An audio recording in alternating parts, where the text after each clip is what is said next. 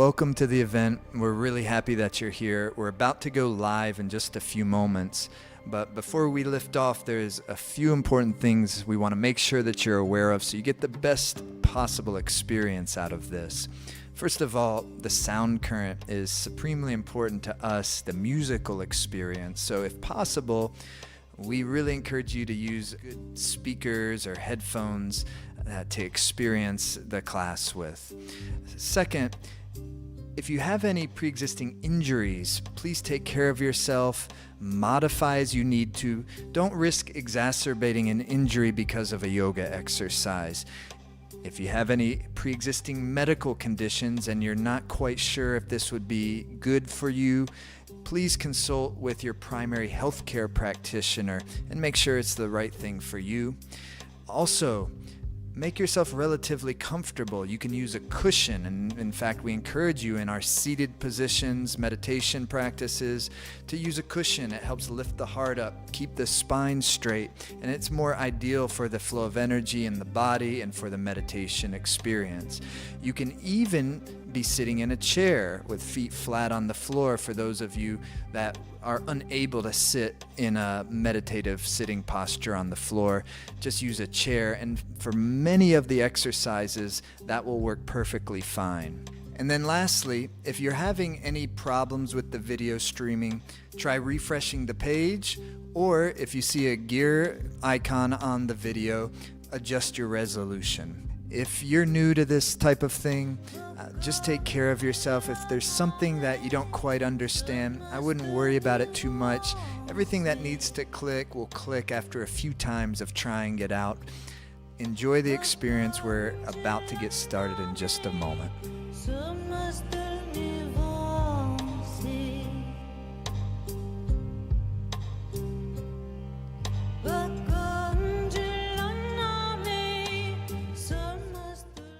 Hey, greetings.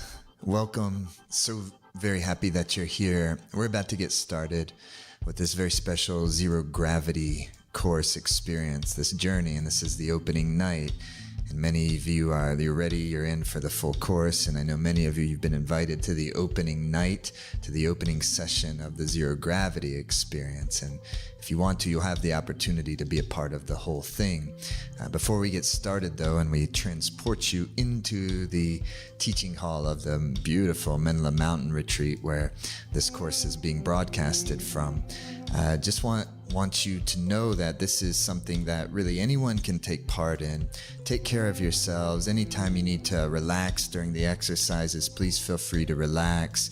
But also try to go for it. Try to put away all the other things that might be competing for your attention during this time and really see if you can just be present with this experience, because I think you'll find it will deliver for you. I want to thank you for being here. I'm Jai Dave. If we're just meeting for the first time, we're Life Force Academy. This is going to be a beautiful experience. We have the live musicians there. It's going to be a vibe. I'm excited you're here. Enjoy.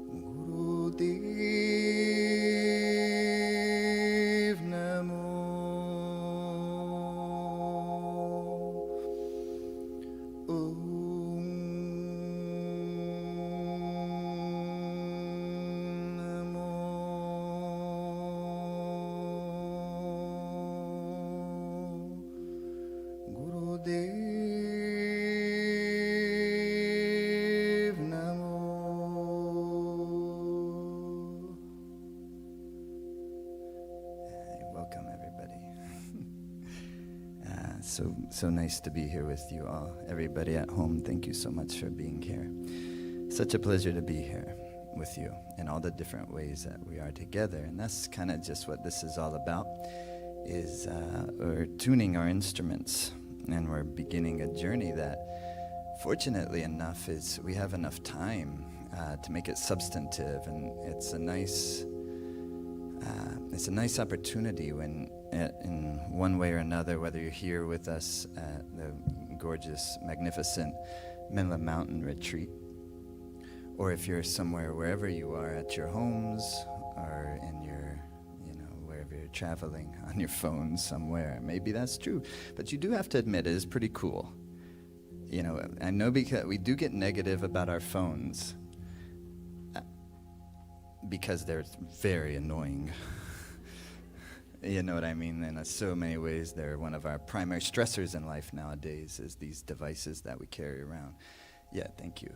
Yet at the same time, you could bring the Life Force Academy onto it. And you could have some magical earbuds. They're not even connected via wires. Whoosh, magic. Don't you think it is kind of cool like that? And we have to be careful about getting too negatives. Of course, we're Kundalini yogis. Of course, we're taking care of our magnetic fields, making sure our minds are strong and our vitality is good, and we're doing our best to never allow those types of outside stresses to overcome our inner vitality. And we can pay attention to that and take care of that. That's what it's all about. That's what we're doing here. Really, we're taking care of our inner vitality, and if we take care of that, everything else works. Everything else works. Because very naturally, we'll be in our sense of purpose. We'll feel connected to what our life is all about. And that's always something that can't be quite described. That's why I want to give a moment of thanks to the extraordinary team that we have at Life Force Academy, because I feel like I'm constantly giving them impossible tasks. Yes.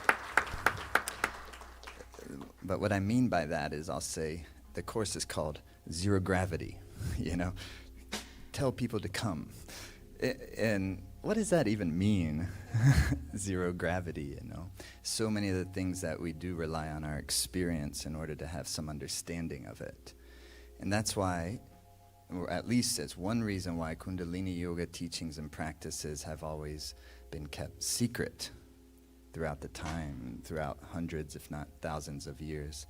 That these, in some way, shape, or form, certainly thousands of years. It's very difficult to know, the details of what has happened in the river stream, of how these types of things get passed along throughout the ages over time. But certainly they evolve, and they mature, and they change, and sometimes might get diluted, and sometimes re-strengthen in all sorts of ways. So anyways, the reason, though, why we say secret, or people say secret, we don't say secret. There's nothing really secret about it, except for the fact that real secrets are only secrets because they rely upon inner experience to understand them. So real secrets are not secrets, because as soon as you have a secret, you're probably going to tell one of your besties. Eventually, you're going to tell a bestie. And it's no longer a secret. And then that secret, so secrets, somebody tells it, and then there's secrets. And do you know the secret? I know the secret. The real secrets, like the Holy Grail type of secrets, are the secrets that rely on inner experience. So that's us opening up inside of ourselves, to ourselves. So tonight, the first session of this 8-session journey that we're embarking upon is called Opening the Subtle Channels. And that's a great thing to do, because when we take care of ourselves in that way, by making sure that our sensitivity is strong, we're already sensitive. We're sensitive creatures. Speaking of AirPods, you know the white cases that they come in? I was on the porch out there at the cabin I'm staying in, and I had done my yoga for the morning, and I dropped the AirPod case on my right pinky toe, and it really hurt. I was like, oh my God, it's like really hurt. It's like hit it in a way. I was like, ouch. It's just like drop the AirPod case on my pinky toe. But we're sensitive creatures. In other words, we're not bears, you know. You can't get in the trash can at my home because you have to stick your finger in there and like pull up the thing, and a bear can't do that big furry paw. But you can knock it over and you take it up and like shake it with great strength, and still he can't get into the trash can. But we're not bears. We don't have fur. You know, we're not a porcupine with needles that'll poke you if you get near. Thank goodness. You know. We're sensitive creatures. Our skin can be cut very easily. We have sensitive hair on our body. You know, we have a sensitive heart and touch. We have a sensitive sense of tactile perception. What we see, we're sensitive to. We have vision. We can see things. Not only can we see just what's on the surface of things, but we can see beneath the surface of things, especially when we train ourselves on how to do that, sensitivity. We hear. We can listen. We can taste. Sensitivity of the taste buds, water element. Sensitivity of vision, fire element. Sensitivity of touch, air element. Sensitivity of taste is water element. Sensitivity of fragrance is earth element. So we're sensitive creatures, and we bring in the external world, or our perception of external world, into our internal world via the 5 senses.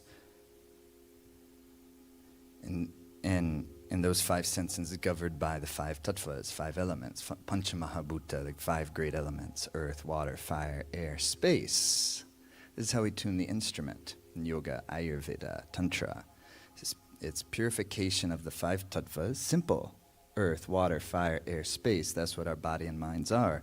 Earth, water, fire, air, moving through channels of space. It's easier to understand the body that way. You don't need to know biophysics. You don't need to know complex physiology, but water, you do know, is fluid, and it governs sensitivity, and it governs moisturization. We can feel when we're not moist. We can feel both physically or emotionally, creatively, whether our juices are flowing or not. Can't we feel this? Yes, we can. But when you identify it with language, it gives you greater capacity to feel it. So that's also half the course of what we're going to experience, is we're tuning our minds into the language of these things, the language of the body, the language of the mind, the language of the tattvas, so that we can work with them in really helpful ways. So we can understand that when the fire element expresses itself in its undesirable form, it creates jealousy, it creates envy, it creates bursts of anger. And none of us want any of that. We all have experienced that. If I'm angry at you, who's suffering for sure? I'm definitely suffering if I'm angry at you. I don't know if you're suffering or not, but you probably will be suffering if my anger gets to you. So that's how we influence each other. But also, in the opposite way, if I love you, then who's blissful? I'm blissful. We don't know if you're blissful, but if my love can reach to you in a real way, then it will help be blissful. Don't you think?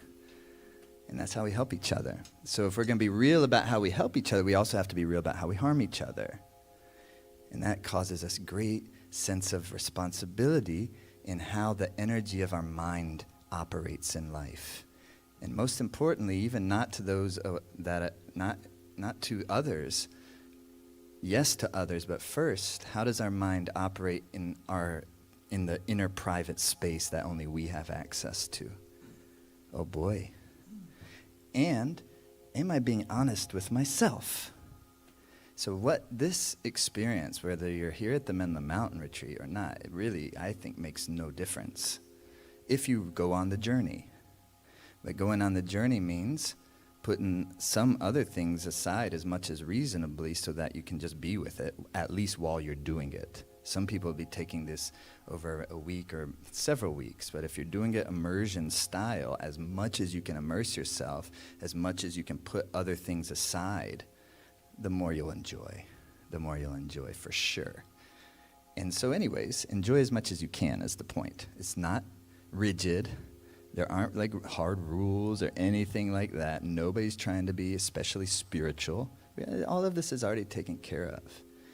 We have the great good fortune that between the, I believe, 5th session and 6th session of our journey, we'll get an evening with the great Tenzin Bob Thurman, who's a treasure. And so that is something I'm so excited about, because Tenzin is someone who I cherish, and always it's the best time hanging out with him and listening to him. And sometimes it's hard to keep. Where are we? Where are we going? He's so cosmic, you know. And his understanding of the Buddha's Dharma and his theory of emptiness and all these ways, and being in the unique position of a Westerner who has been immersed in the Tibetan culture and learned very quickly. He became famous among the Tibetan diaspora in Dharamsala in the 1960s, became well known amongst them because he learned Tibetan so very quickly, and became talking partners with His Holiness the great 14th Dalai Lama, because at the same time Dalai Lama was wishing to learn English, Baba is wishing to learn Tibetan, and they're good friends ever since. You know, it was 1962. So, that's a special gift, to have a night with Tenzin, and you'll love him if you haven't met him yet. And so anyhow, the first session this evening that we're doing, you're getting a feel for what this experience is going to be about? Because in a moment, what I'm going to ask you to do is to kind of tune your heart and mind to what it is that you really wish for your life right now, in this current season of your life, not in the future. Yeah, but this season that kind of grows into the future, you see? So if you can affect what's happening now with a sense of the direction I wish my life to go, then I can work immediately. I'm not waiting on something. I'm working immediately with the present moment, zero gravity. And that will give me some momentum in a certain, and I can shape the momentum of the direction, shape the direction that I want the momentum to go. And so that's why, first and foremost, we always start with setting our motivation, tuning into our motivation before beginning any type of great practice like this. And it's a great practice because it has great possibility to help us out in wonderful, tremendous ways. But here's the thing, you're in charge. You're in charge. Nobody does this for you. The practice even doesn't do it for you. You can do the practice, and the practice certainly is helpful.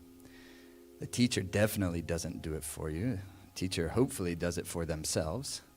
And then that can help transmit into maybe some useful, helpful tips, and some useful, helpful encouragement, and some useful and helpful understanding, but always be somewhat skeptic of the teacher.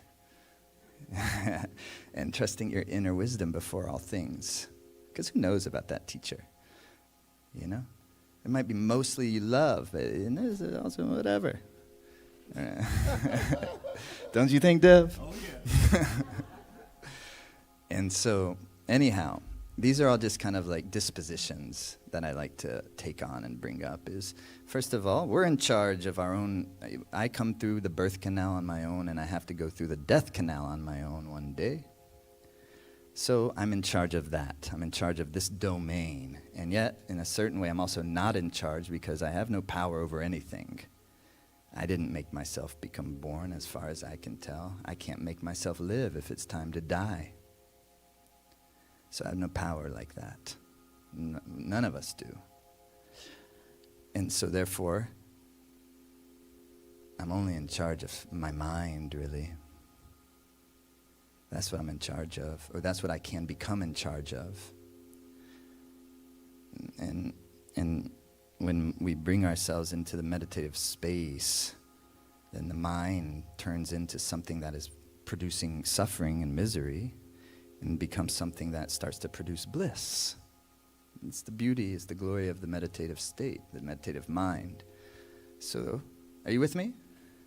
It's so good. Because this is a training, really.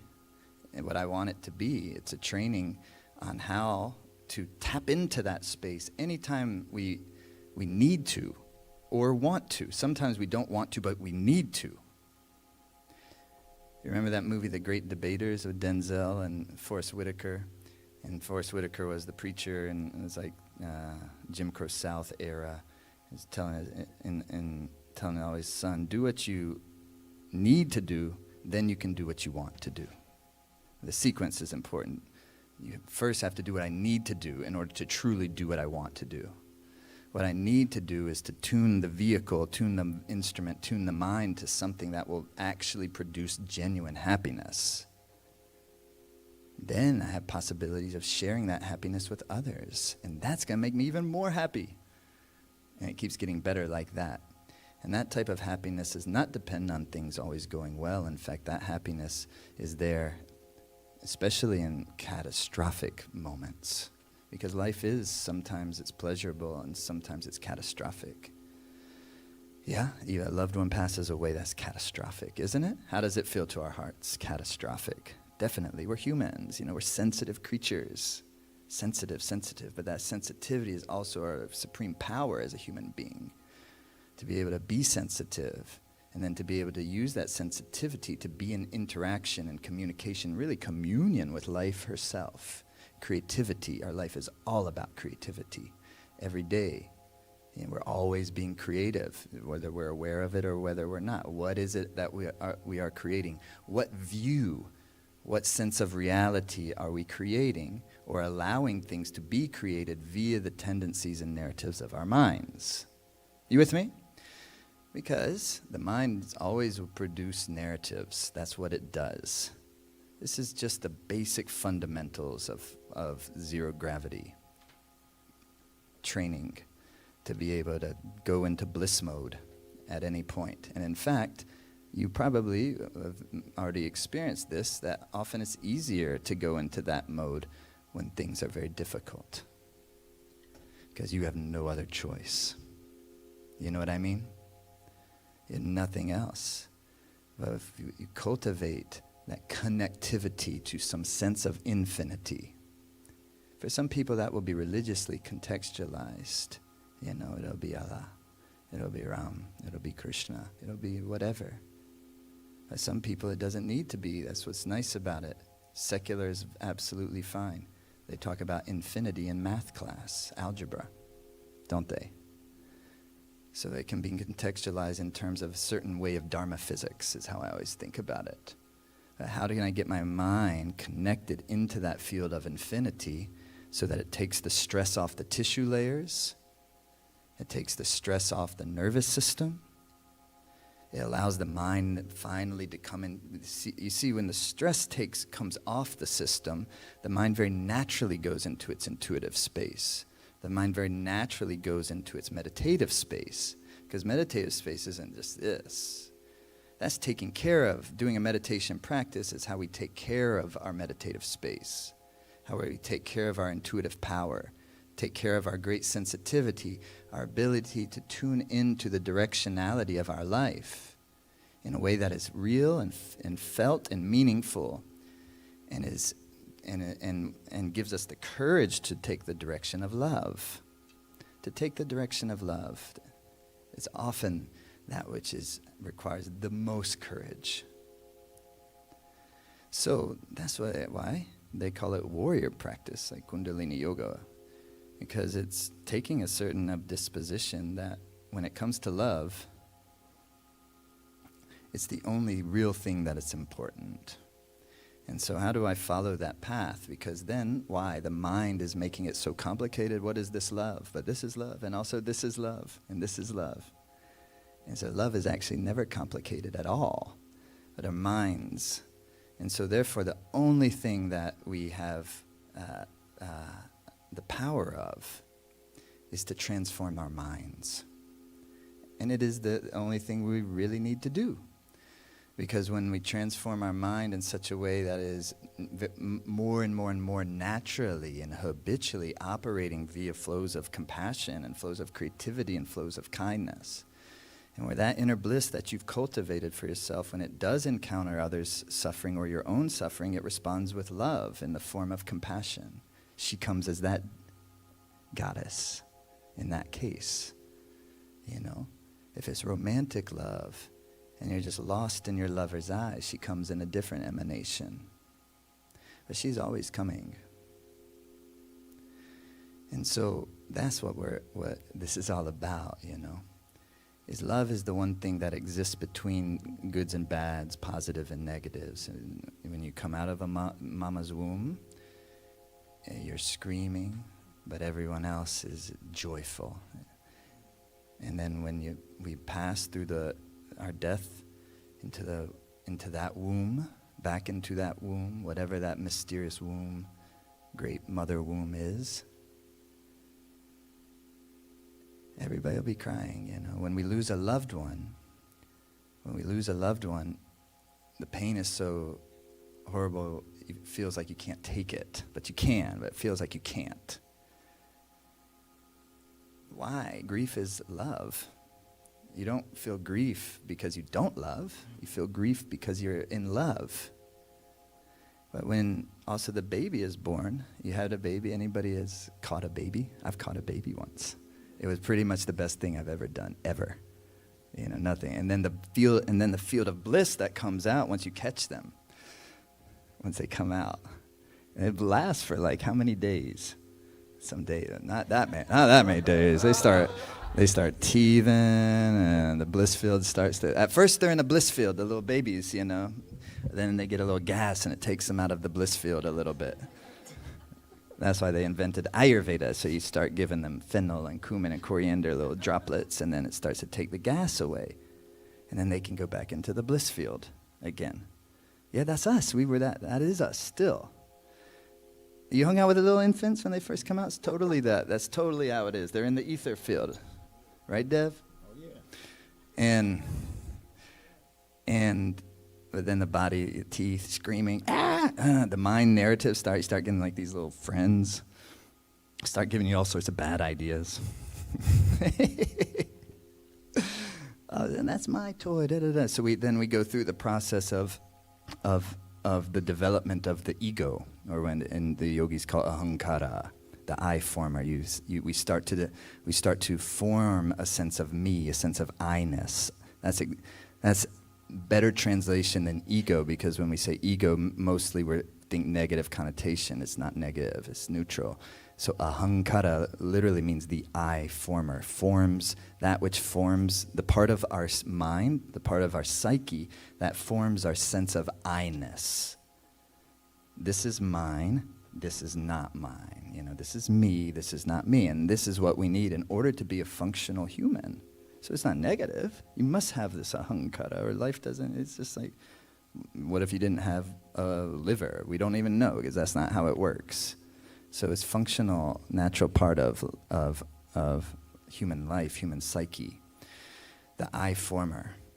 But what ends up happening, because the tattvas, earth, water, fire, air, space, are operating more in their dense, less desirable form, we become kind of diluted, and our sense of actually what we are and what all of this is becomes totally downgraded out of the bliss field into this kind of field of density, where then we become overtaken by the non-desirable emanations of the tattvas, earth, water, fire, air, space.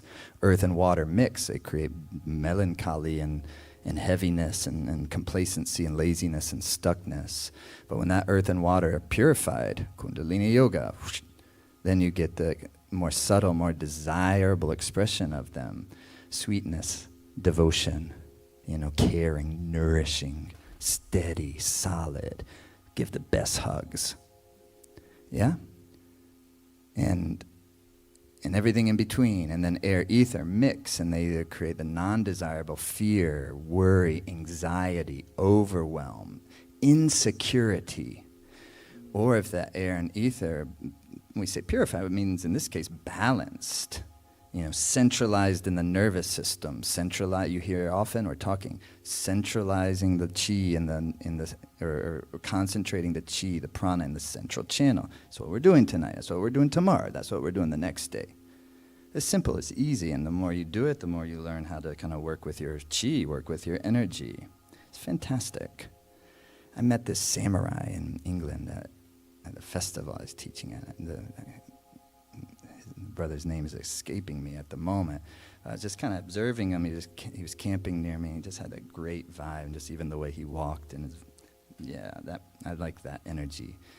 And then I was in a cart with him and got to meet him. And he comes from a family that's 400 generations going back 400 years, a samurai and even ninja.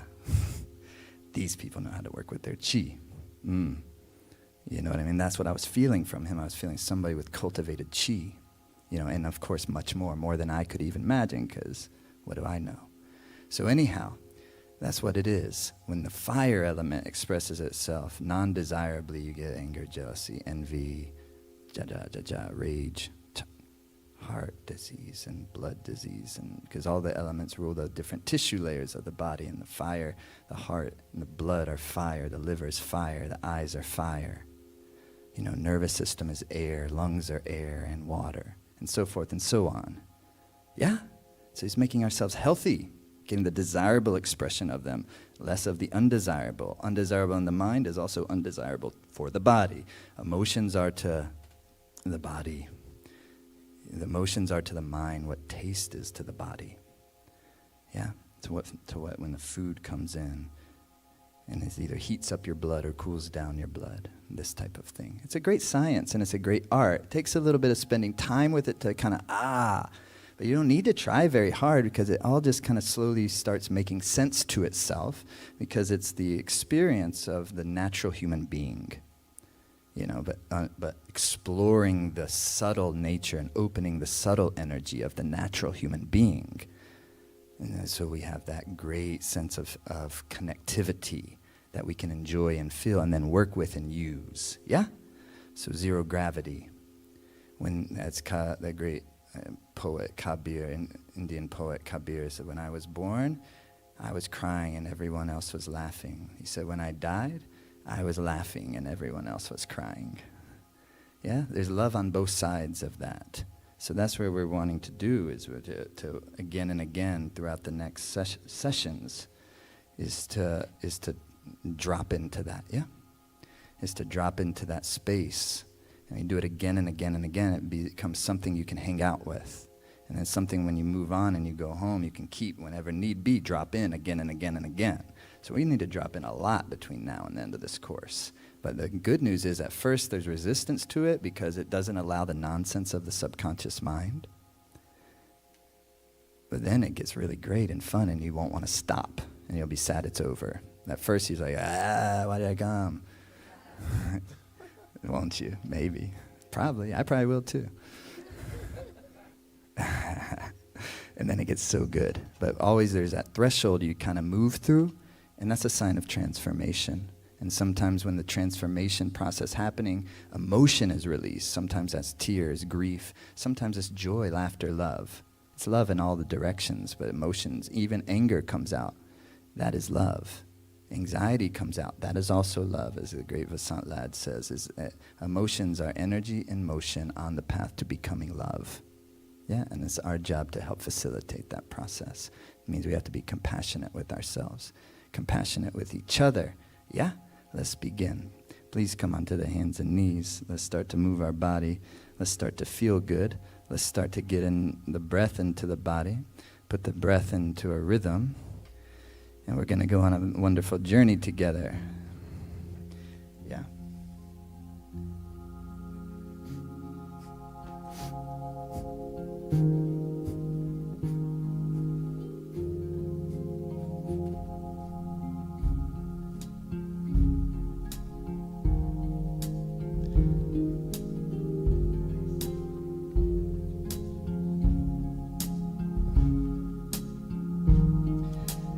Yeah, it's just inhaling, the head is coming up. Exhaling, head is coming down. As you exhale, spine is arching up. Pelvis is tucking under, also massaging your lower digestive organs. Through the nose, we're breathing. Just go at your own pace. But instead of really deeply always just stretching to your maximum, instead, let's not worry about that. Let's start to make a nice supple rhythm for ourselves. You see, Chandra's here doing her rhythm. And the others are here doing their rhythm. We're all closing our eyes down, listening to our breath, and starting to put our body into a nice rhythm. Inhaling, head is up. Exhaling, head is down. Being patient with ourselves. It's going to take a moment. But our anchor is the breath. And we're going to continue to endeavor to keep the mind focused on the breath. And when the mind goes in all its other directions, it's indulging its many narratives. It's probably and most definitely going to do that, no problem. But as an act of great compassion, oh my mind, pay attention. Enjoy the breathing. Enjoy some rhythm. Enjoy the present moment and use the sound of your breathing, the feel of your breathing again and again to draw your mind's energy into the present moment. The breath being the anchor to presence. Yeah? Not trying too hard because it's not so hard. It's the most natural thing to feel love, to nourish ourselves, to take care of ourselves, to do something great for ourselves, to open the subtle channels.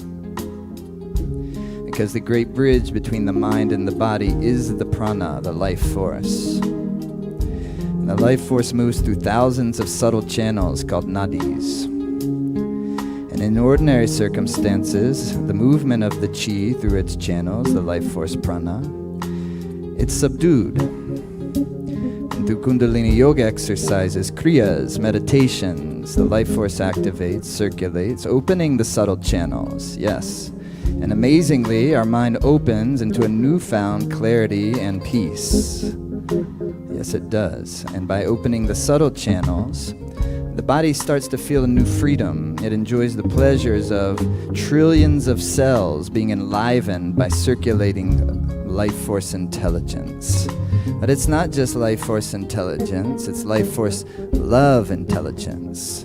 Because it's the life force which is beating the heart, which rotates the earth, grew us in our mother's wombs, moved us out of our mother's womb at some mystically appropriate time that sets all the karmas, all the motion, all the activities of our life, the people who we will meet, who will be our mother and our father, our sisters, brothers, our friends, our foes. What will be the great heroic path that we take? All of that is set in motion at the time of one's birth. And thus the story goes, and it's a heroic story. And some will live to tell its tale. Leave some love while we're here. Be fantastic. Already are. It's bringing it forth.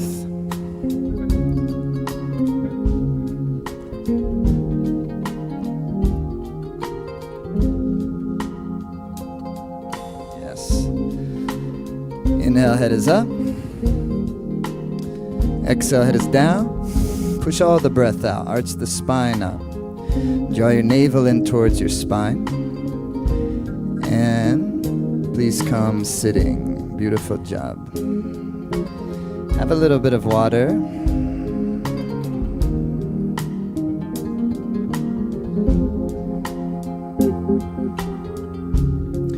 Come sitting up. Sit bones connected. Or sitting cross-legged, please. Sit bones connected. Your chest is lifted. It's a simple thing. It's like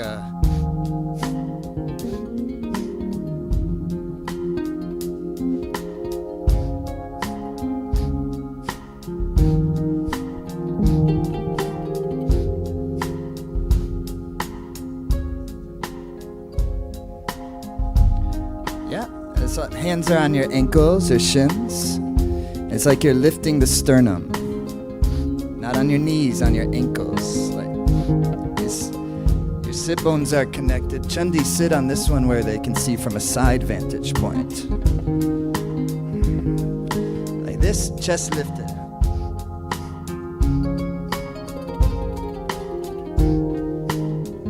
It's just a sniff in and a sniff out. It's not difficult, it's easy.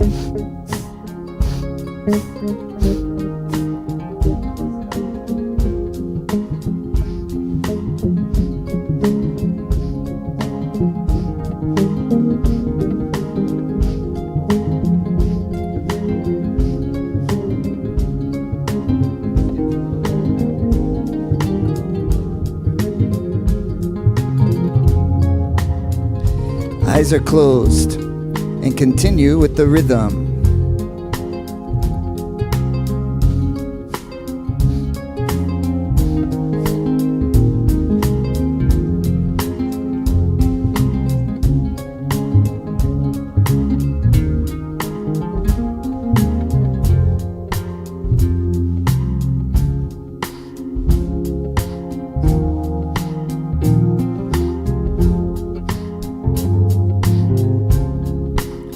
Eyes are closed, and watch as the mind goes jump everywhere.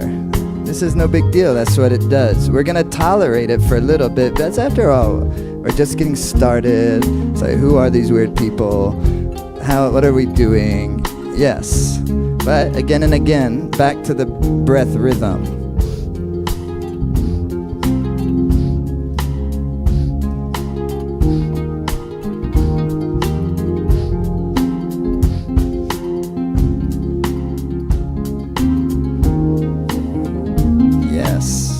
That's fantastic. Now, as you continue, you bring the hands to the knees. Chandi, come facing this way.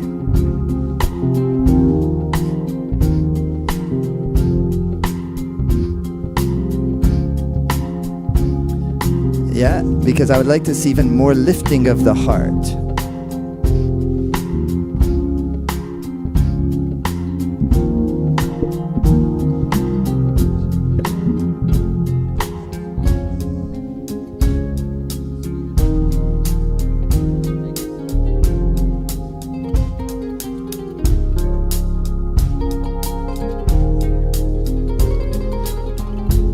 Keep going, hands to the ankles.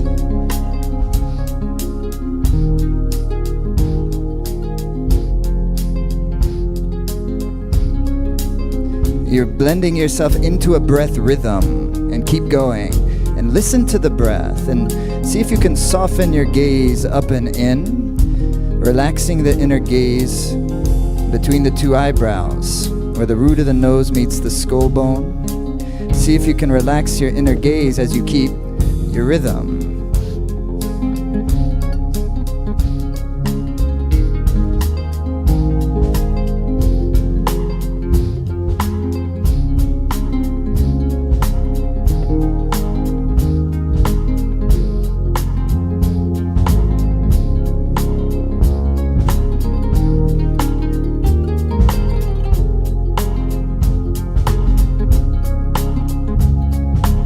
Beautiful. And then hands to the knees, keep going. So your chin stays in. Some of you are letting your head go back and forth.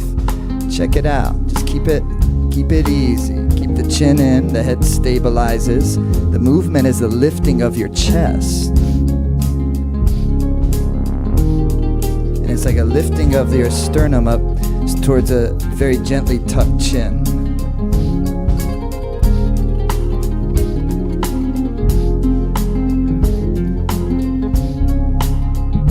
Eyes are closed.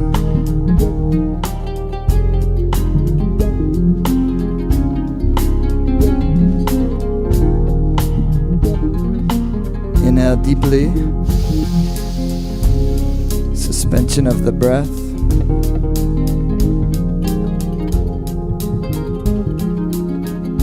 And then exhale. Yeah, hands to your shoulders. Sit bones connected down. Then inhale as you twist left, exhale as you twist right. Like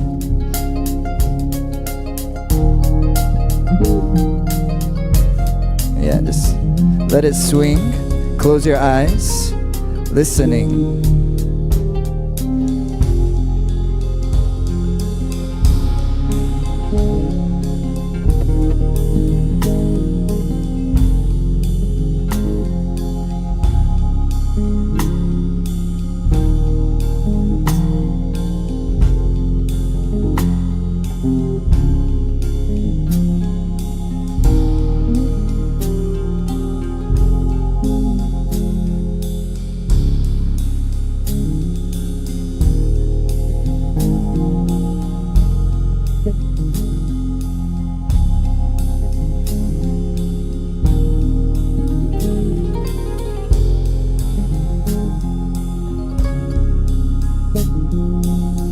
Stay with the breath.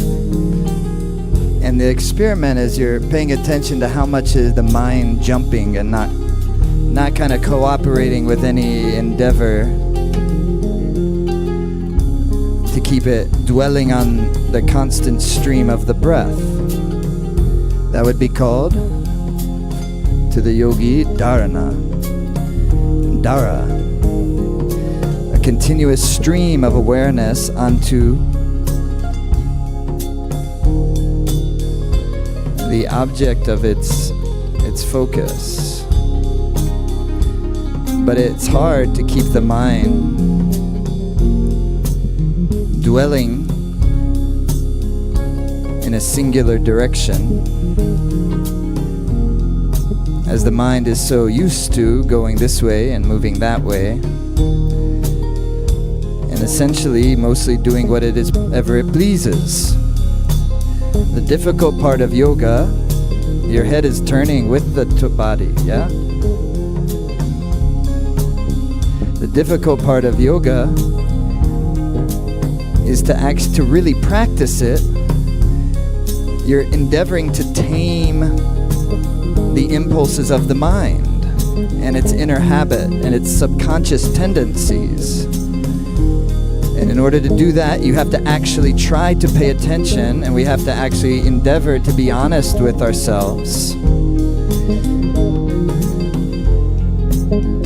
And not to let our sense of I-ness, our sense of what we are, be so small that we allow ourselves to suffer unnecessarily. And rather we do something about that, where we do have the power to take away our suffering and to produce more love. Why not do so? Yeah. Opening the center channels, opening the subtle channels. To the center, inhale deeply. Suspension of the breath and a lifting of the rectal sphincter, sex organ, navel, up and in, a softening of the chest, and a spaciousness of the mind. Allowing everything, focusing on nothing. Then exhale. Yeah, hands on the knees.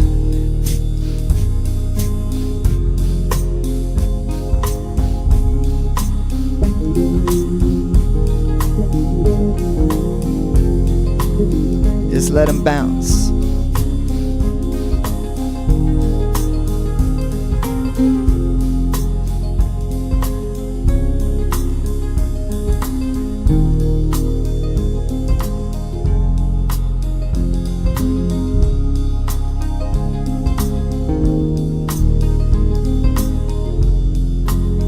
Just let them bounce. Inhaling up, exhale, they release. And the tensions of our life that have become stuck in these spaces, are dissolving away, and we're starting to feel good because of it, Even some of the really sticky grudges we like to keep, they're even getting a little looser, possibly, even as we speak, even as we breathe.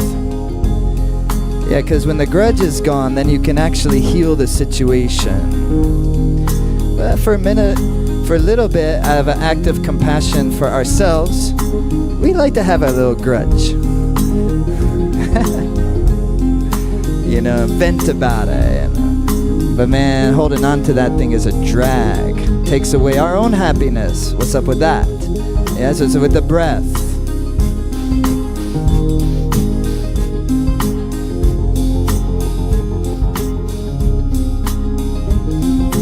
squeeze up. Exhale, release. Come standing, please. And you'll see like Chandra is gonna do with her index finger sealed to the thumb. Eyes are open, gazing like this goddess warrior type. Then she's gonna start like a yogi's march. Inhaling up, exhaling down. Her eyes are open, she's gazing in a single point. It's a practice of dharana. Can you use your mind's awareness? We want to do this all 8 sessions, practice it some, because it generates a power for us when we can do that. The power of concentration is concentration of life force. It brings you the prosperity that you're actually longing for. Prosperity in terms of resources, prosperity in terms of creativity, prosperity in terms of love life, prosperity in terms of family life, all in our prana, with the rhythm, like a perfect march, elegant, rhythmic, and beautiful, stretching open the armpits even, and using the body like a pump, moving the lymphatic fluids in the chest, in the breasts, in the lymph nodes in the neck, where over 80% of our immune intelligence that keeps us alive, that protects us, is living. And simultaneously bringing the knees up to hip level, getting those big muscles up, down. Now the heart must pump after a certain point. It must increase its beat with the rhythm. Breathe.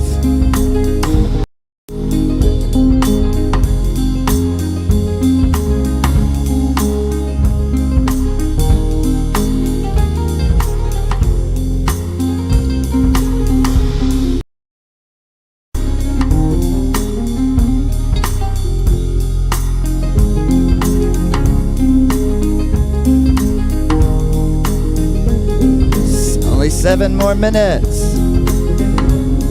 And just kidding.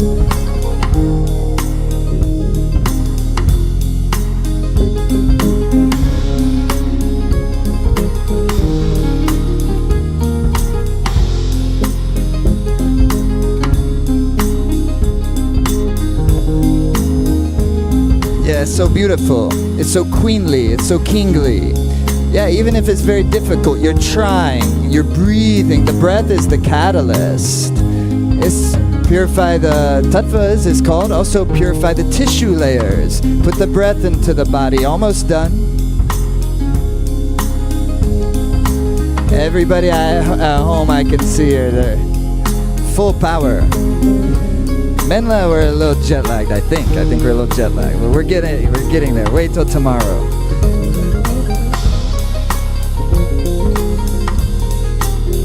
Deeper the breath, 20 seconds.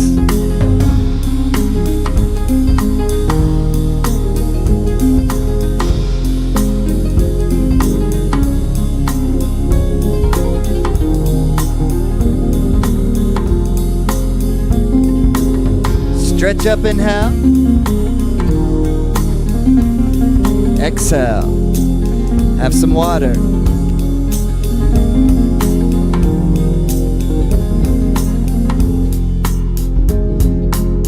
Okay, and then like Chandi, the legs are out and the arms are out. Fingers are firm. Legs are strong. Yeah, like that. Inhale. Here's the key. She's using her core to lift. It's not a stretch. It's about core vitality, building core strength. Inhale, every inhale you're filling the lungs and you're using your core to lift you. You're not allowing the heart to collapse. Yeah, your feet are planted into the earth. The legs are strong. And the breath is rhythmically deep. Starting to feel good. It's like a pranic windmill. But you have to care, Care to breathe a little deeper. Care to build a little inner strength. Care to concentrate the mind on the blissful current of the breath.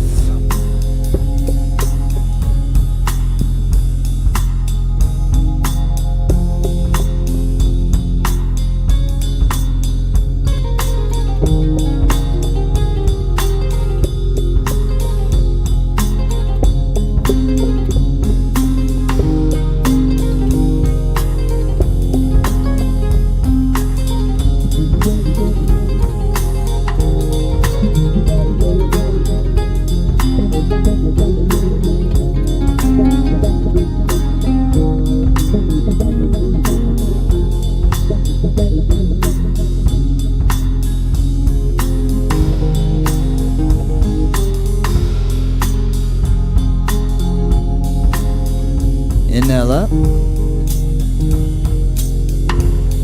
Exhale. Yeah, shake out your legs. Have some water. Come sitting with your legs stretched out wide like a V shape.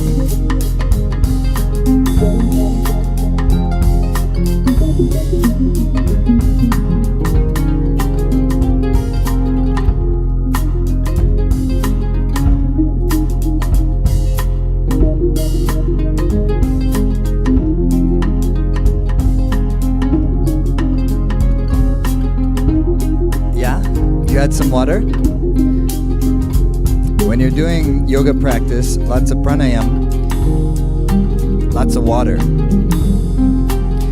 Inhale, center, turn either side, exhale, fold.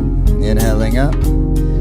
Yeah, exhaling, fold. Inhaling up, exhale. Yeah, just like Chandi's doing. You see the feet are flexed, energy in her toes. Doesn't matter how far she's coming down. What matters is she has the fundamentals. Her heart's not collapsing. So even if she couldn't come down far at all, show him Chandi, and then she can still do it without her heart collapsing because she has the fundamentals. That's why we're here, to continue to always get reinstated in, or initially building, depending on our experience level, is fundamentals. But even after 25 years, it's still fundamentals.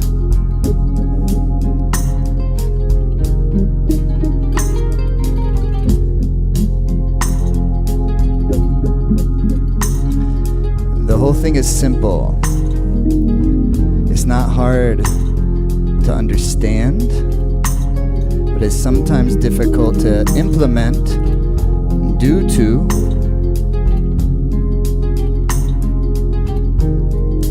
our mind.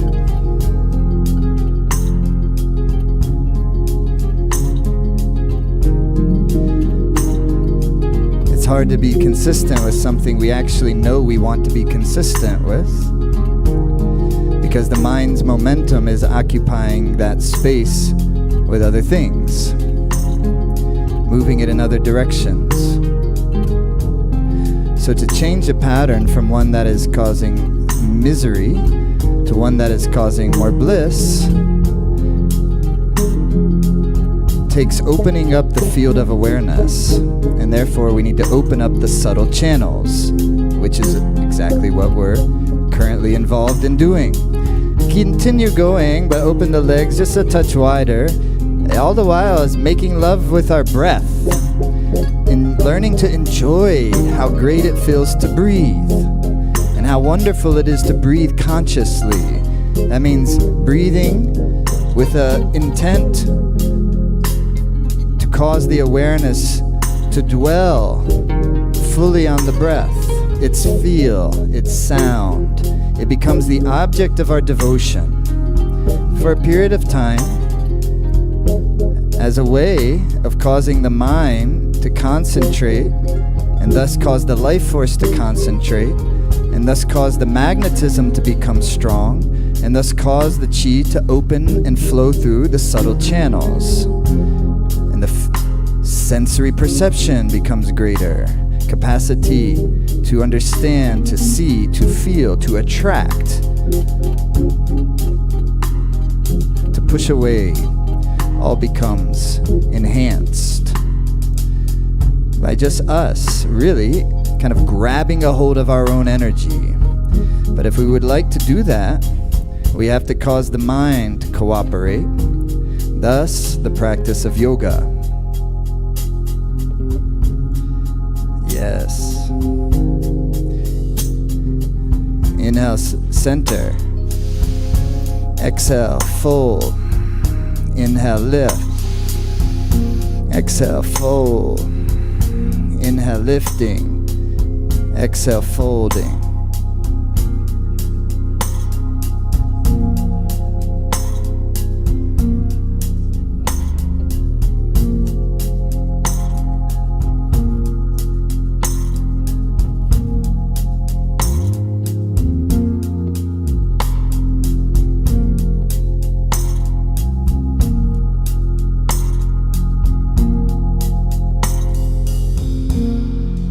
Continue. Inhale, lifting.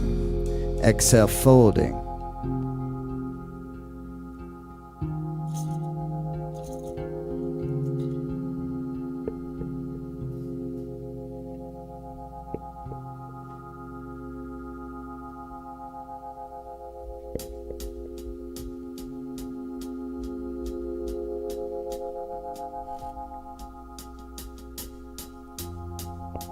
Inhale up. Gaze at third eye, eyes closed. Draw the inner gaze up and in between the two eyebrows. Fold, exhale. Yeah, relax the posture, shake the legs out. Shake the body out a little, reminding ourselves, none of this is such a big deal, but it is really cool. And sometimes it does bring up stuff that are big deals, feel like big deals. But to gaze the third eye is a pleasure. Don't try too hard. Don't worry if you're not doing anything right or wrong. You're doing amazingly well. Look at you. We're here. We're doing it already. It's really all that matters. So, and then you do your best. And the most important thing is to be involved with the heart part of it. Be involved with improving and enhancing and loving your life. Improving our life by loving our life and learning to love ourselves, learning to love the experience of our body, experience our majesty, experience our sense of confidence, experience our sense of inner brilliance, zero gravity. Yeah, hands are like this. The Gyan Mudra, wisdom seal, index finger seals to the thumb. Heart is lifted up, shoulder blades relax, chest is nice and soft. The inner gaze relaxes up and kind of feels or looks. You see, you can interpret it however you want. There's no one way to do it. There's only the way that you can do it, is to bring your inner awareness and try to have it dwell, your inner eye, and have it kind of dwell in the frontal cortex area, frontal lobe. It's a love affair. It's a courtship. You can't just make it open. This is about loving ourselves. This is about causing our subtle nature to blossom and open like a flower. It can't be done with clever tricks or forcing it. It's just soft, patient, and enjoyed. Yeah? Soft, patient, and enjoyed. Inhale deep. And with a nice, light, easy rhythm,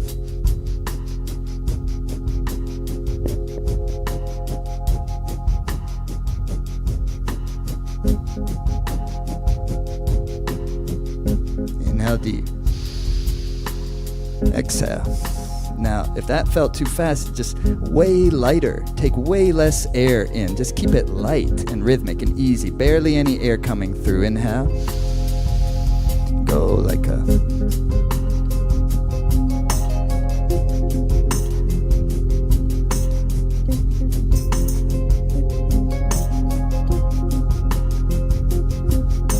Exhale, inhale, equalized in there. It's not, the exhale's not stronger, but sometimes a microphone will make it sound like that. Inhale, exhale, equalize. It's not huffing and puffing. It's not squinching the face. It's light.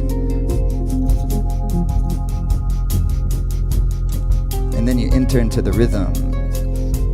The heart is lifted. You know what is moving?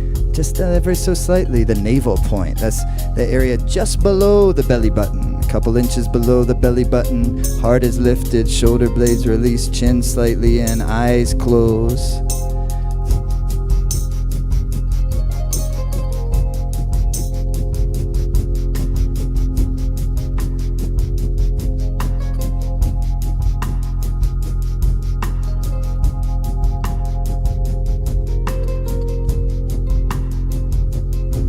Deeply. Suspension of the breath. Lift through the root lock, rectal sphincter, sex organ, navel, up and in. Soften the gaze, third eye space. Chest is soft. Hold the position through your nose, exhale. Inhale deeply. Dwelling in the breath current rhythm. Dharana, one stream of awareness. How do we go? We blend with rhythm. And then the mind is not having to work so hard. You can enjoy something, enjoy a rhythm.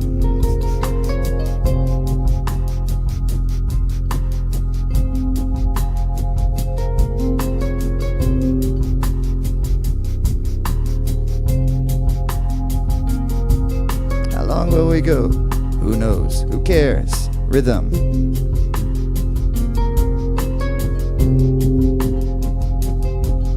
And as the mind goes this way and it jumps and that and thinks about this and it feels that, no problem.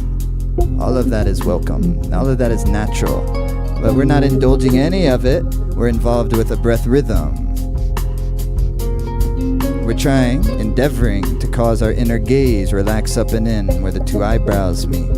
Ajna Chakra, where the root of the nose meets your skull bone. There lies the gateway to the infinity's field. Yeah, but that's not all there is. To just be absorbed in the infinity field would be like having one wing of a two-winged bird. First, the heart is lifted and soft. And we are devotees of love.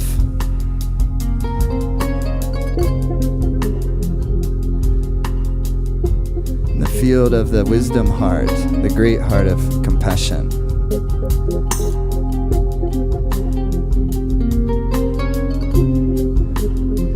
And then thus the navel in its rhythm, stirring up and circulating the prana in the lower triangle, which is below your diaphragm. Rectum, Muladhara chakra, sex organ, Swadhisthana chakra, navel, Manipura chakra. The powerful domain of the subconscious mind.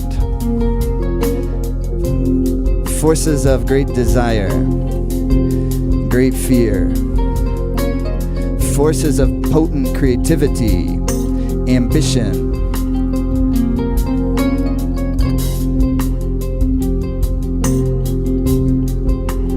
Force of becoming a pillar on the earth for you and your life and for those around you.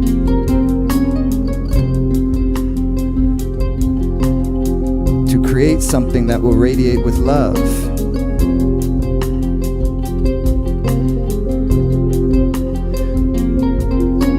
To feel what you yearn for.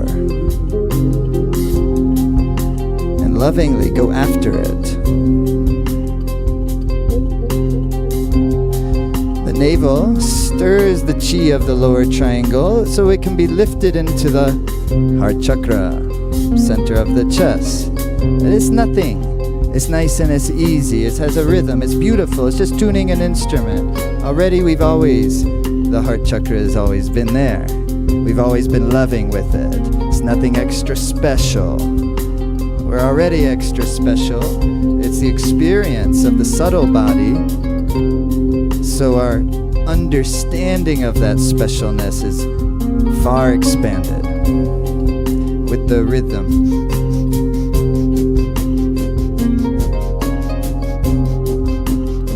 Inhale deeply. Suspension of the breath, rectosphincter, sex organ, navel, up and in. The gaze softens up the third eye, and the heart is this expansive, wonderful, watery field of love. Exhale. Yes. Well, take your arms up and just shake them a little bit. It's just distributing the energy. We're not trying to really fly off into the cosmos. We're actually like coming right here into the center of ourselves. So occasionally it's always kind of keeping the energy nice and distributed through the body. And don't worry, it'll radiate nice and fine in all directions, causing all sorts of lovely things to happen in your life and meet all sorts of lovely, beautiful people and have a fun time with it. But for now, stretch pose. So like this.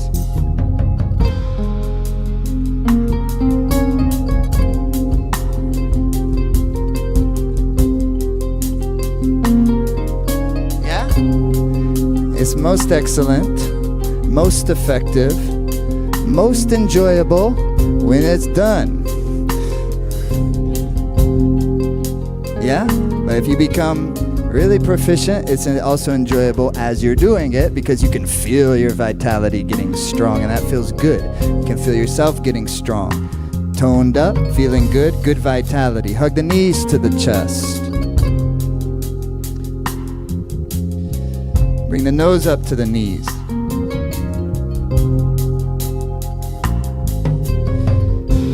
Yeah, exhale. Now come into stretch pose. Deep inhale.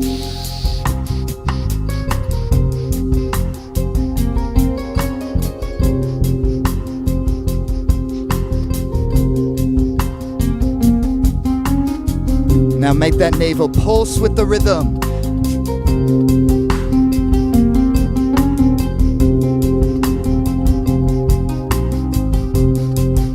Pulse with the rhythm.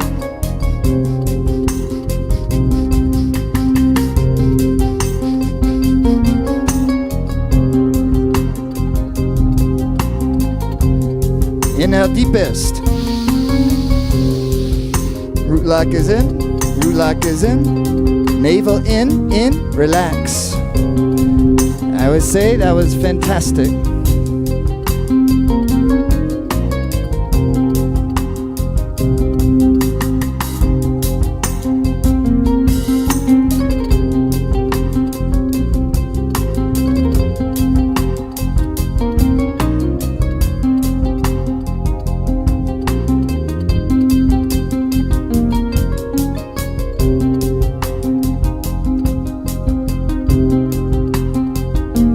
Hug the knees to the chest. Bring the nose up to the knees. Yeah. Okay, we're gonna do stretch pose again. One more round. Exhale. Inhale, greatest into the posture. Let's go.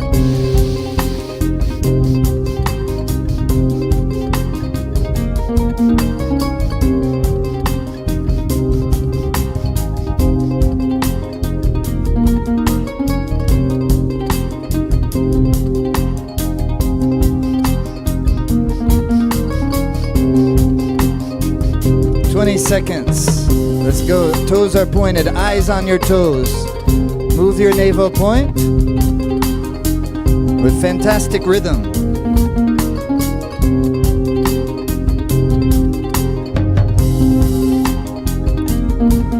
With a calm mind, hold the posture. Inhale deeply. Lift up the root lock, pelvic floor, navel in. Draw your navel deeper, deeper, deeper. Relax. Relax all the way. Relax, relax, relax.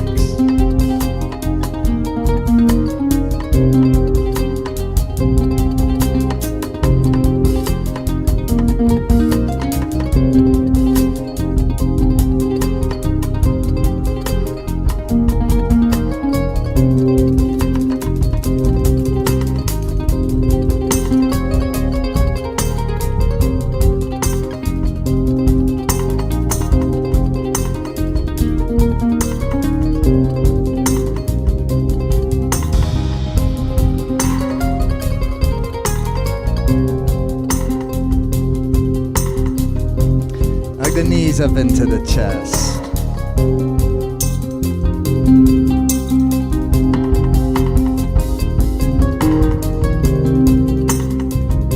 Bring the nose up to the knees.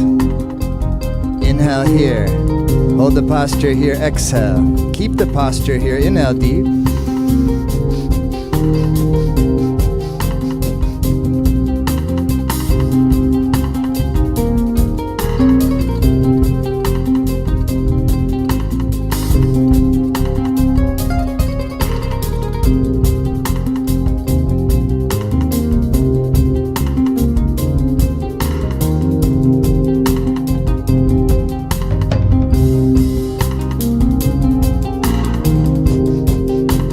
The navel in this rhythm.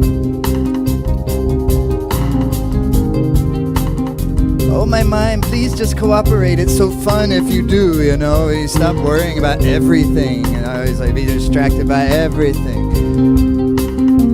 Just enjoy with the rhythm. And inhale, squeeze up. And relax all the way down. And enjoy laying down for a moment.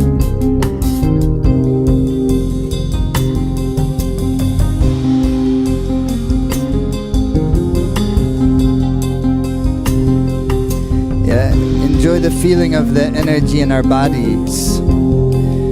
Being kind of electrically charged. Waking up our cells, the trillions of cells of the body being kind of, stimulated by the prana chi. Hug the knees to the chest. Start to rock and roll on the spine.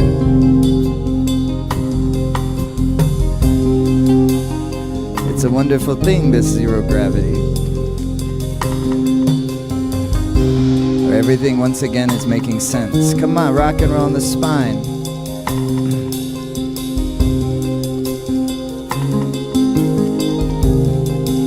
Come up to easy pose, connected with our sit bones. Arms coming up to 60 degrees, the thumbs are out, and the pads of the fingertip touch the pads of the palms. And you create the 60-degree angle, heart lifted, shoulder blades release. Don't you have that? Sit bones connected, downward moving, upward moving with the heart. Arms elongated, shoulder blades release. Then the other angle is from the two eyes into the singular middle space of the one eye at the brow point. Yeah? So you have the angle of the arms, sit bones connecting down. Then you have the angle of the gaze, the two eyes, up into the central point between the eyebrows. Inhale.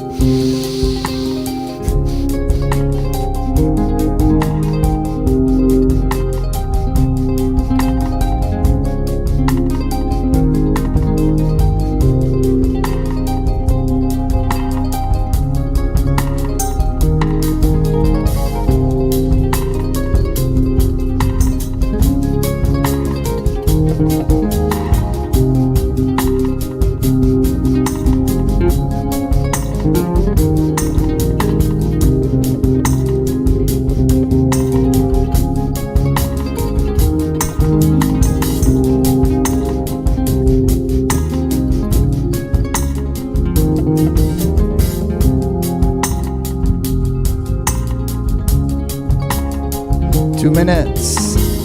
Ride the rhythm.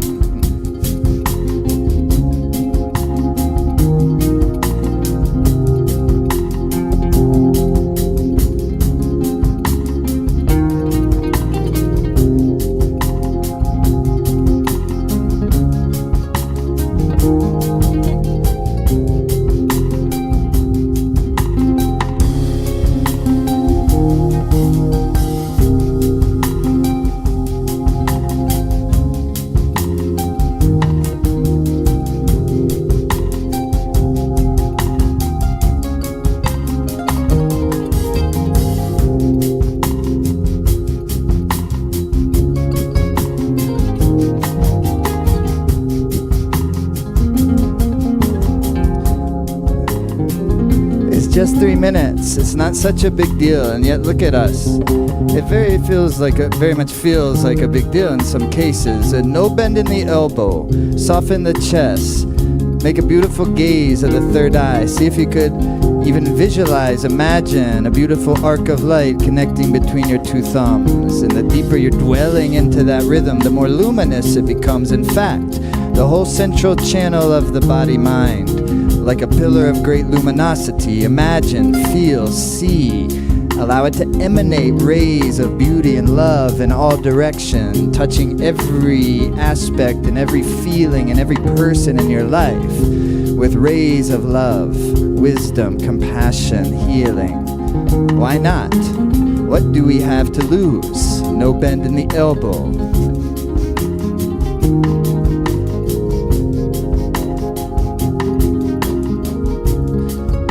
Like a powerful magnetic luminosity, your whole being, your whole organism, your whole vehicle, your whole instrument.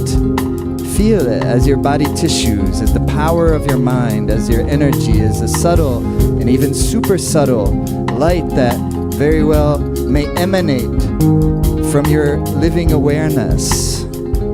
Of course, expand. Inhale deeply. Bring the thumb tips touching above the head. Open the fingers wide. Stretch up through the spine. Inhale some more. And then release. Exhale. Yes. Enjoy the energy field. Let your breath flow.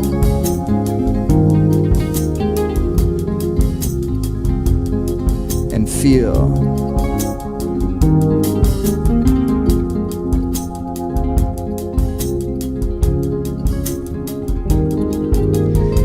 come onto your backs.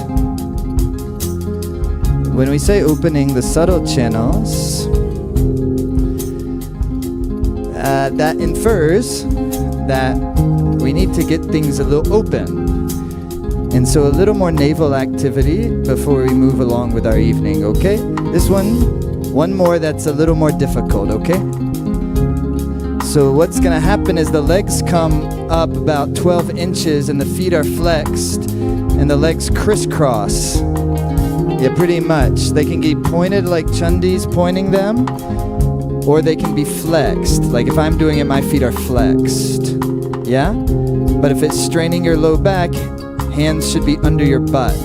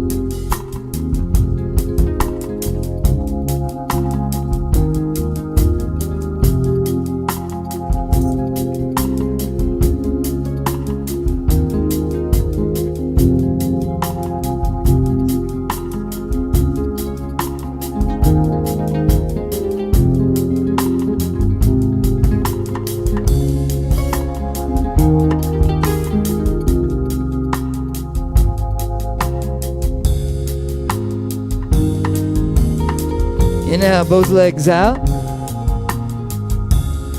And relax. Hug the knees to your chest.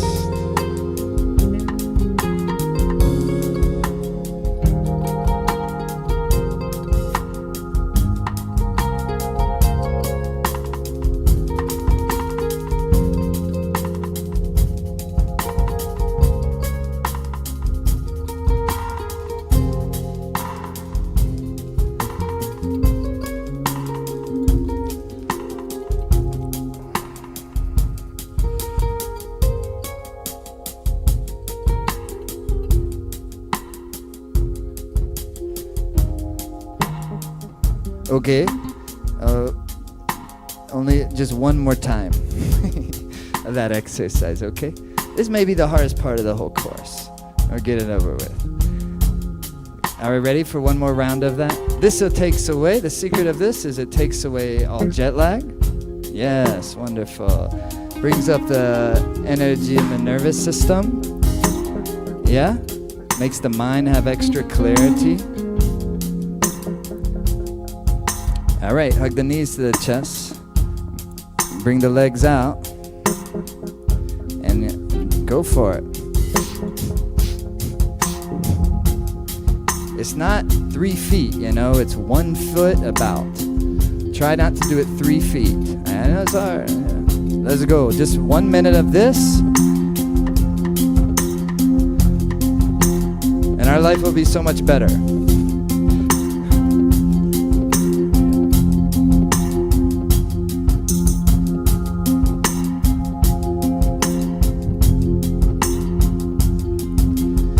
Seconds only.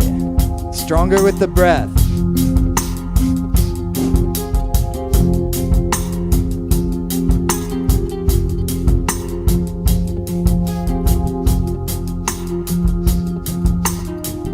Inhale deep, both legs out. Flex the feet. Energy in your toes. Draw your pelvic floor and draw your navel in deep, deep, deep, and relax.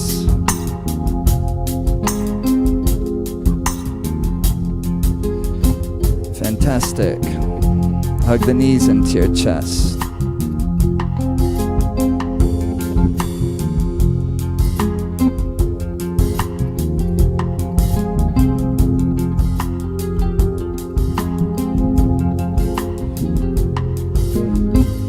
The course doesn't get more difficult as it goes along. It's more difficult at the beginning because we're just getting in shape a little bit. Getting back into the swing of things, getting the vitality back into the body. So it's nice to do some of these more difficult kriyas up front so we can really kind of enjoy the thing.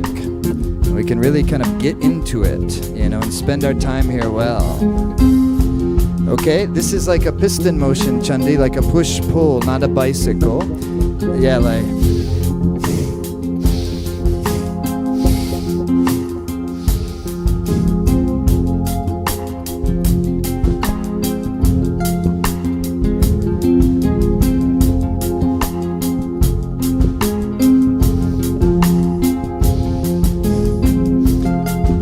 Moderate pace, isn't it? We want deep, Breathe down into the navel point on your inhale. Send the prana to below your belly button with every inhale.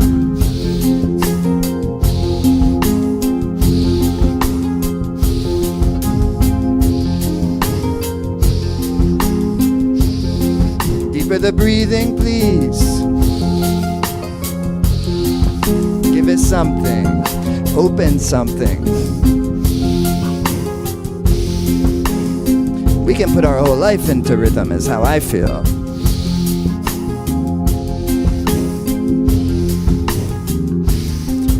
And make something come alive.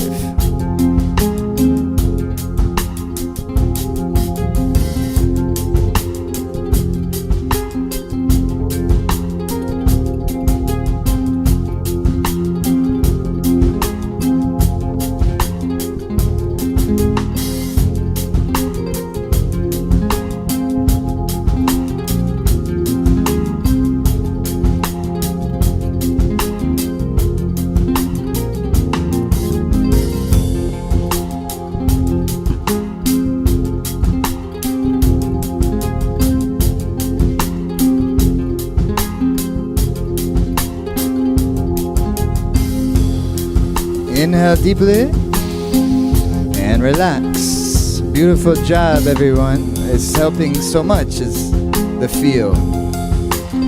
Yeah, hug the knees to your chest. Rock us several times on your spine. Oh, actually, one more time. Come onto your backs, just for good measure. One more time. Come onto your backs. Same thing. Same movement. Go. Go.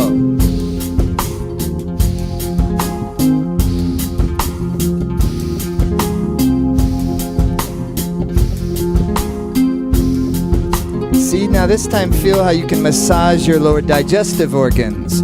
Breathe into them. Use the legs and their movement, massaging your large intestine. Small intestine.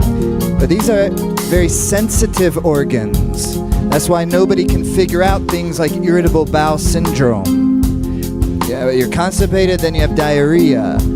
It's like overflowing and nothing will flow. The chi is off, the prana is off, and the large intestine, the colon, is among the most sensitive organs of the entire body. It is ruled by vata, air, ether.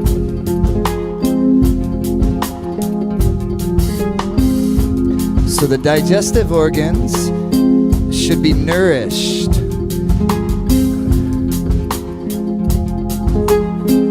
And you can nourish them with rhythm. You can nourish them with massage.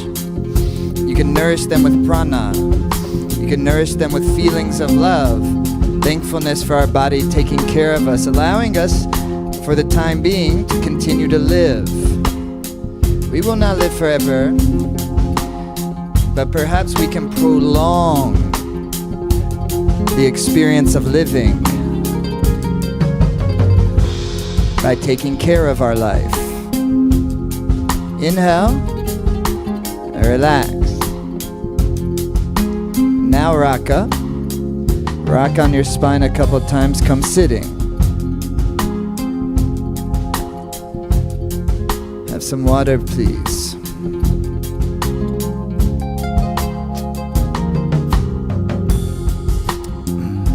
How are we doing? Arriving at the course? Are you still happy you came? Hands interlace, up. Final sequence here. Hands interlace, up. Shoulder blades release, Sit bones, go to Chandi. Sit bones connected down. Yes, inhale here with the rhythm. Back to that same breath, like a bubbling river. It's nice and light. It's not huffing and puffing. You can make it very light. You can relax even your face muscles. And it gets deep because you got good rhythm feel.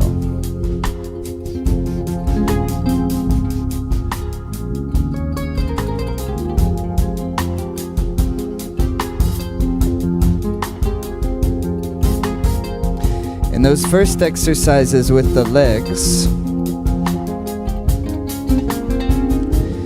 is stimulating your lower triangle and stirring up the energies there, and also building the vitality.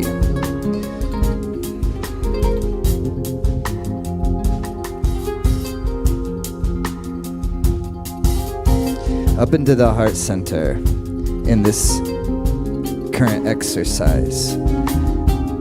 But you have to work with gravity. You have the arms up, but gravity is working down on you. But the prana is trying to circulate up. You see? So you're getting the gravity moving downward, but the endeavor of the prana through the breath rhythm to move up. And the downward moving energy and the upward moving energy are going to meet at the point of the rhythm, point of your navel, go.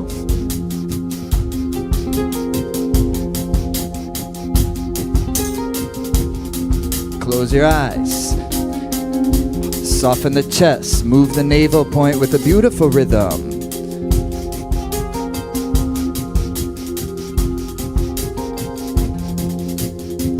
Like you're now rising above the clouds. 90 seconds.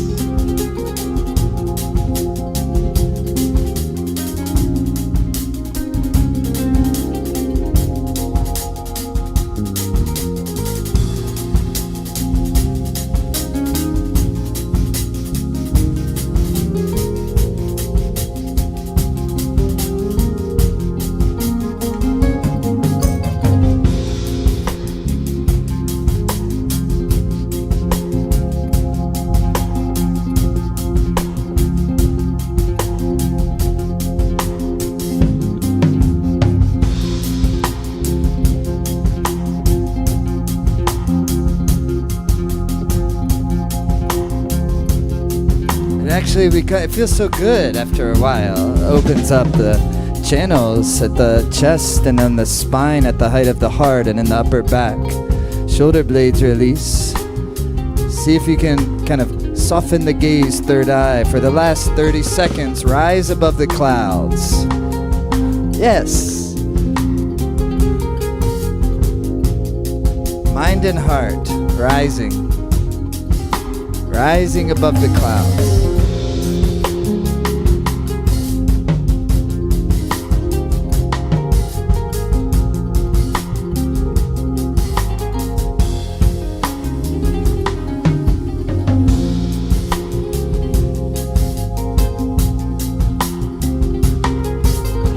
Inhale deeply.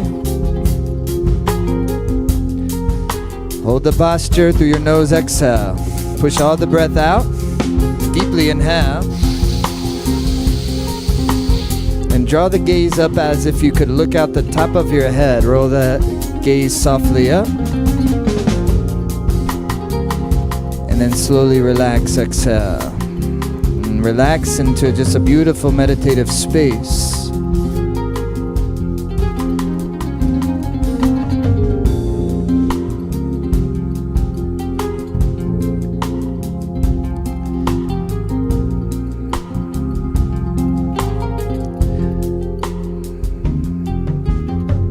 Opening the subtle channels to the final exercise of the Kriya. The right hand comes to your left shoulder blade behind you. Your left hand comes to your right shoulder blade behind you. Yeah? Right hand to your left shoulder blade. Left hand to your right shoulder blade. Press your heart, chest out. Sit bones connected, use a little cushion, no? Then, chest lifted, chin is in. Soften the gaze, it's beautiful. You can gaze right into the third eye space. Inhale.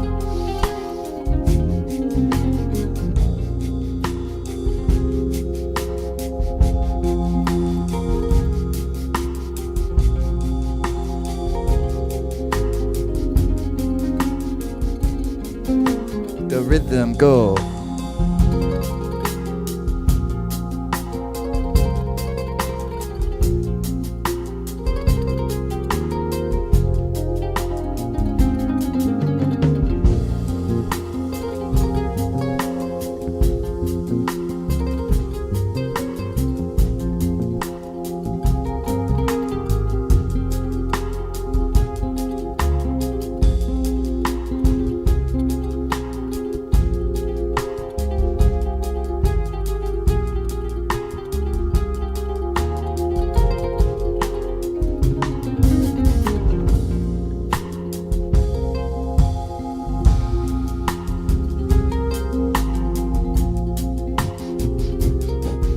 My mind, be with the blissful breath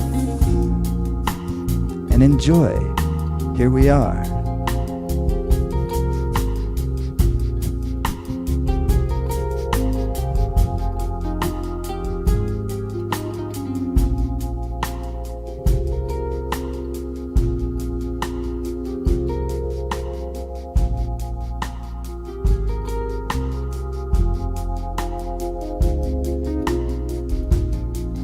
Along the rhythm we travel, endeavoring to hold steady in the position. Sometimes may be very difficult, yet we soften into that, and we travel along the rhythm.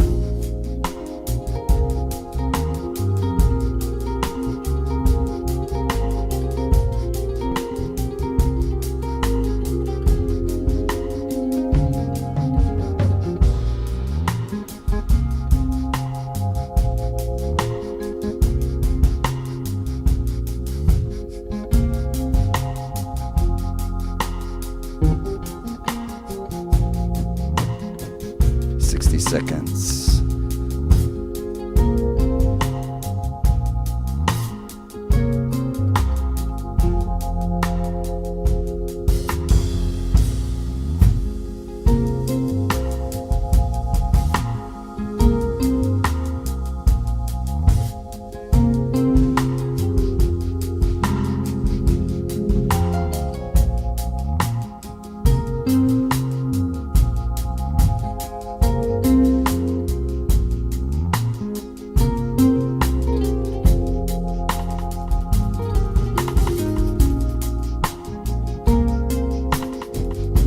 Seconds.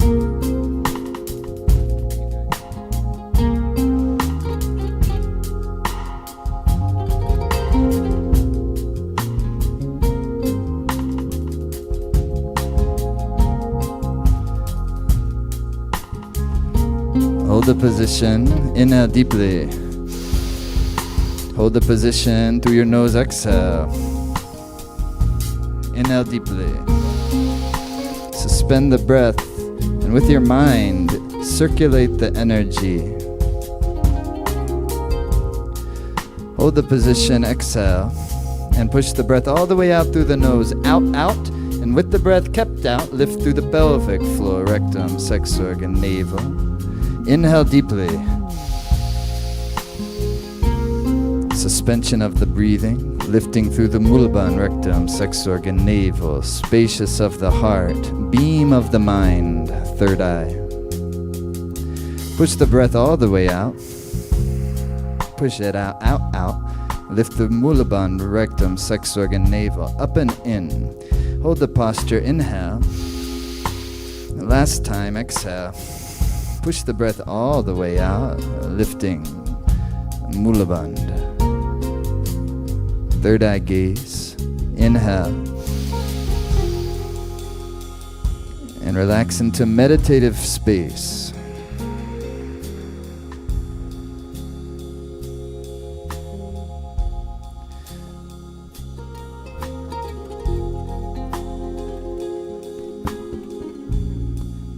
Let the breath flow with rhythmic ease.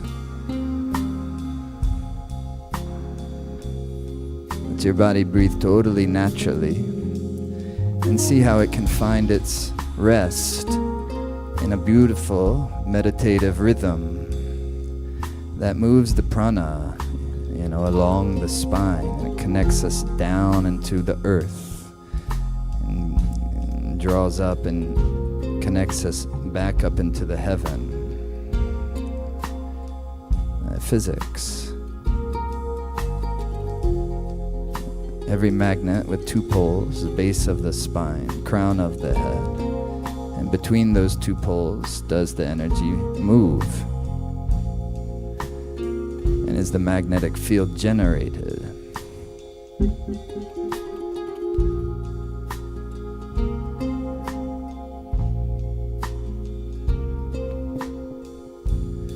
And then come relaxing onto your backs.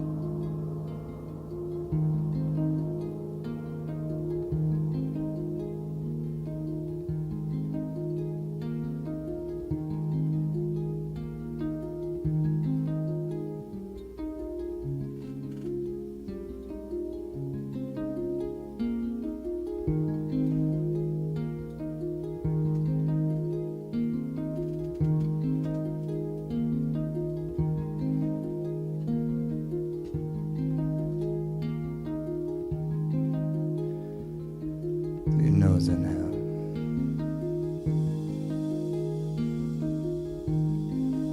Exhale. Move your fingers, move your toes.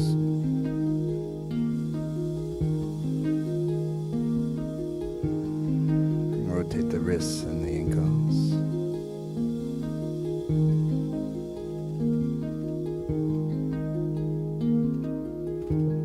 Rub the palms of the feet and palms and the feet. Rub the soles of the feet and the palms together.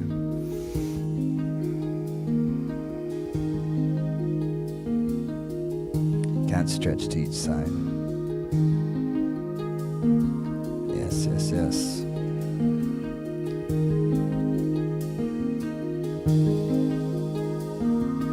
Yeah, hug the knees into the chest. Rock a couple of times. Yeah, and like a hummingbird, this is where we this is the moment where now we kind of sip the nectar. Come up to easy pose. How light is a hummingbird? Weightless. Yeah. And your hands will be in the Gyan Mudra, wisdom seal, held very easily, just like so, palms facing forward. That's the index Jupiter seals to thumb, ahankara, my sense of me, wisdom to my sense of me. Yeah, simple. Heart is open. And you're sitting very beautifully, as you all are, very beautiful. Yeah? Regal disposition. Appreciation.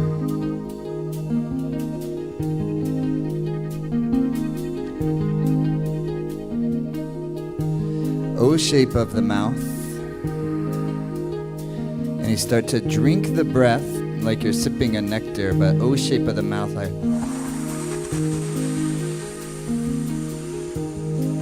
And then through the nose is the exhalation.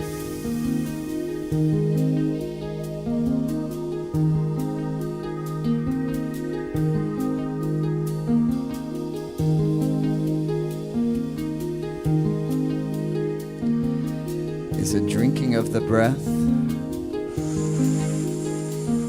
Drink the breath nice and long and slow, as if you were drinking like a nectar of long life, a nectar that brings prosperity, a nectar that brings love. Drink and dwell on the breath. And taking a mood of being kind of ready and open to consult our hearts, to listen to the voice of our hearts, to tune ourselves in such a way that in which we very much can. But not only that, to enjoy it.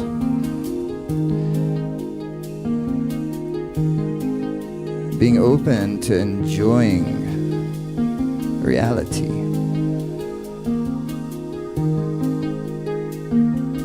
Not trying to change it into something that it's not, but allowing it to be what it already is, and being a witness to that.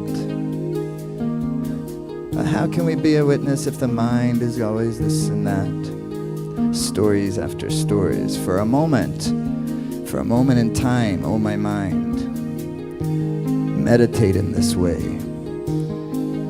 Dwell on the breath current. Feel the regal posture. Let the shoulder blades release. Let the heart chest be out. Let the gaze soften into the third eye. Let the field of awareness start to expand. Breathe.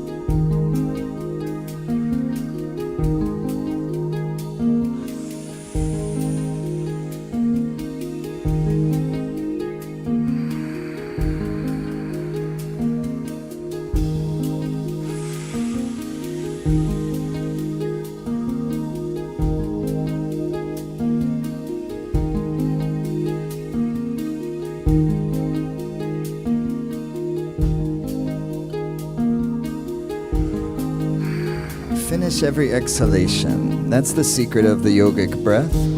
Finish the exhale. Push all the breath out, all of it. Lift the diaphragm to push that last little bit out. Draw the navel in to push that last little bit of breath out. That'll lift your diaphragm. Then the first part of your inhale will be nice and automatic.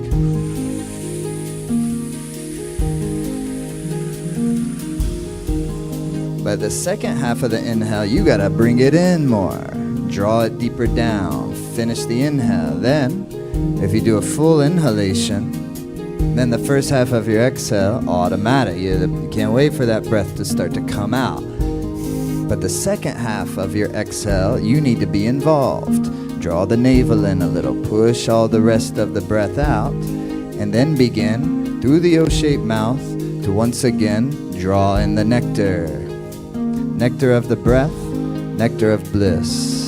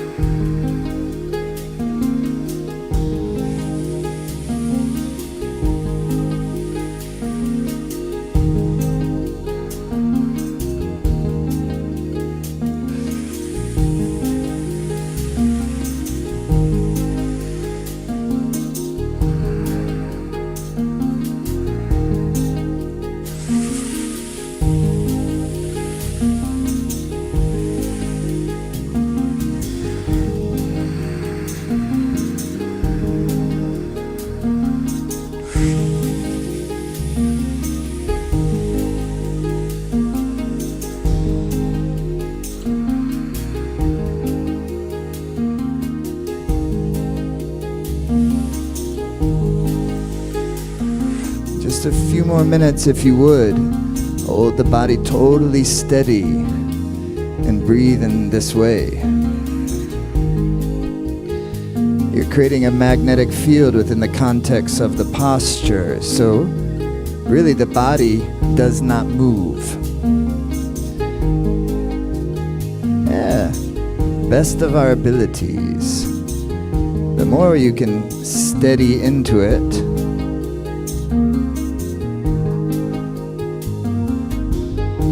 where the only thing that is moving is the breath current.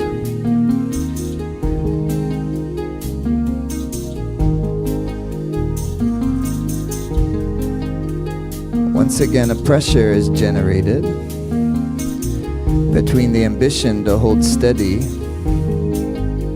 and the mind's wish to fidget about. That pressure is perfect. Breath by breath, reconstitute yourself, revitalize yourself. Allow that pressure, to wake things up. The cellular intelligence, the vitality of the organs, the luster and the glow of the skin, the light of the eyes, the warmth of our hearts, the kindness of our minds.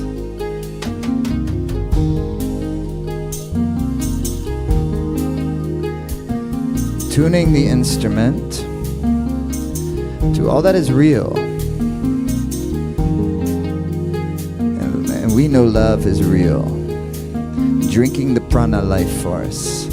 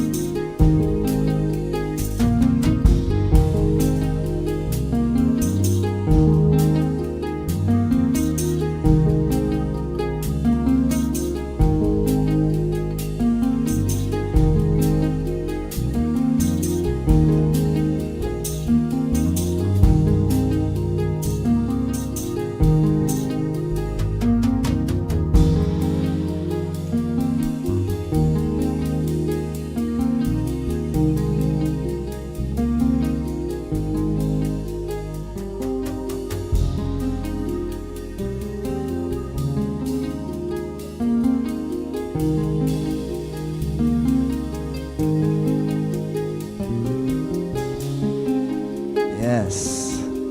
Sit so solid and yet so elegant, soft, open. Very steady, drinking the beautiful breath.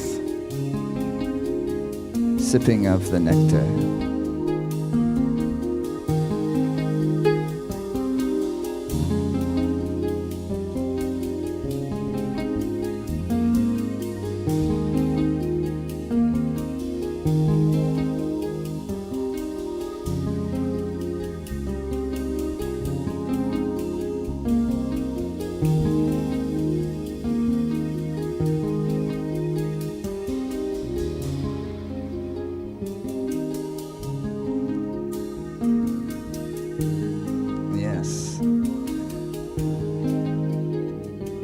Final minute, so steady and beautiful.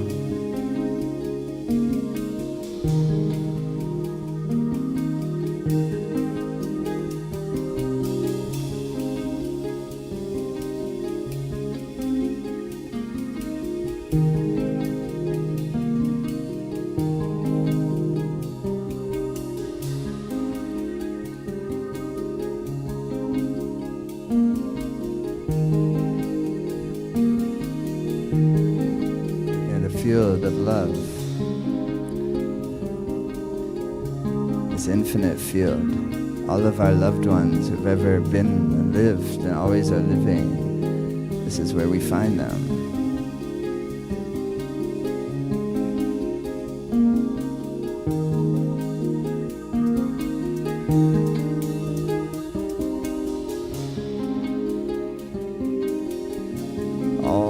We're all always here together.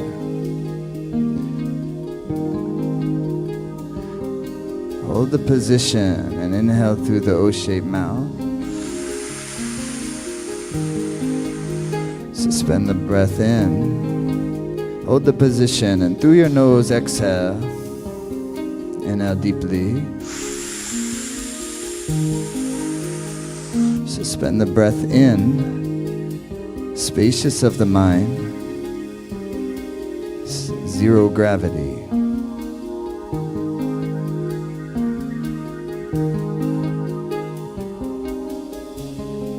Hold the position through the nose, exhale. Inhale deepest.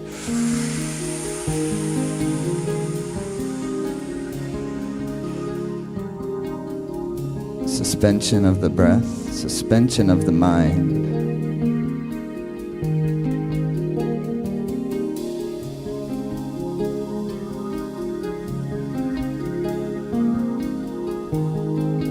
Exhale. Slowly relax.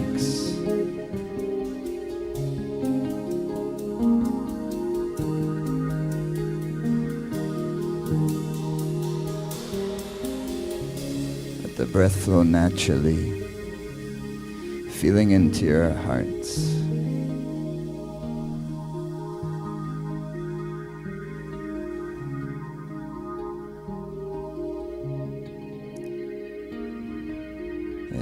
Starting to feel really the deep, great wishes of our hearts.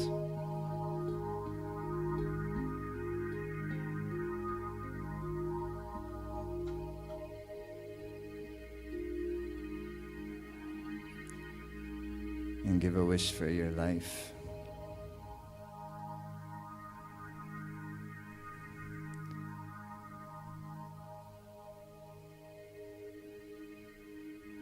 And for your loved ones, give them a wish, for your heart, love.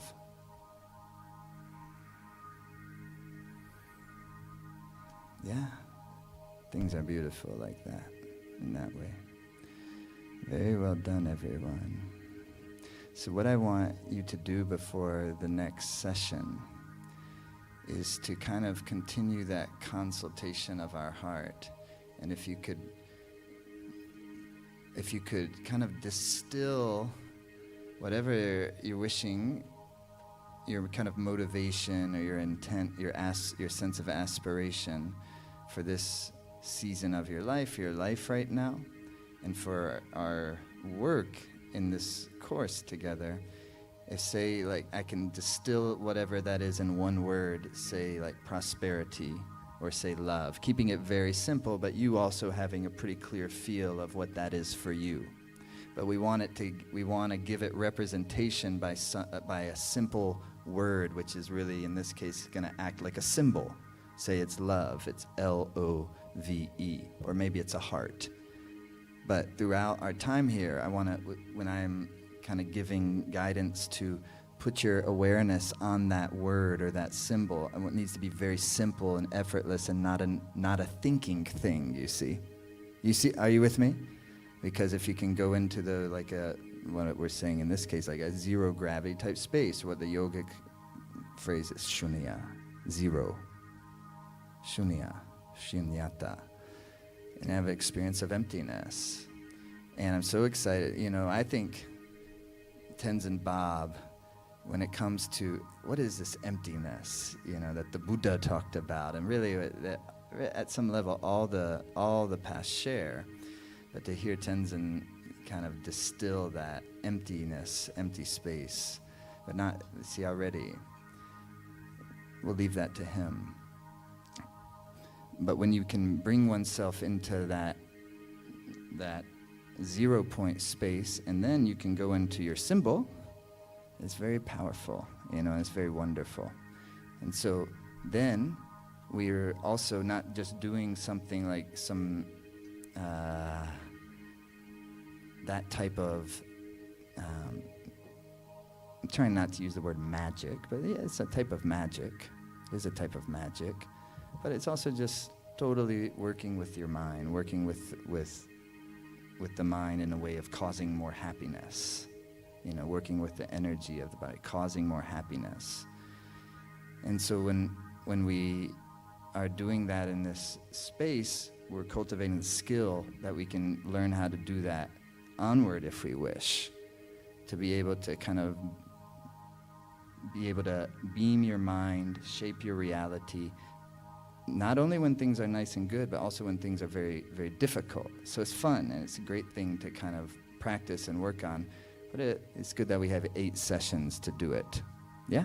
So anyways, thank you. You can bring that down.